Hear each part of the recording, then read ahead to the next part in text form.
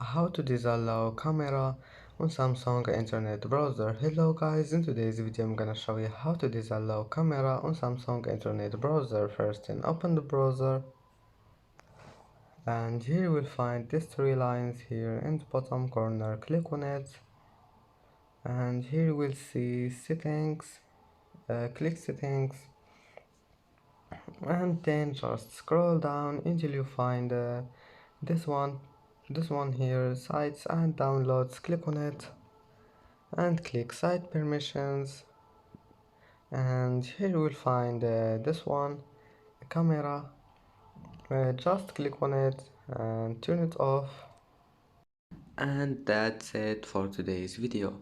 If you like this video, don't forget like and subscribe, and thank you for watching this video until the end, and see you in the next video.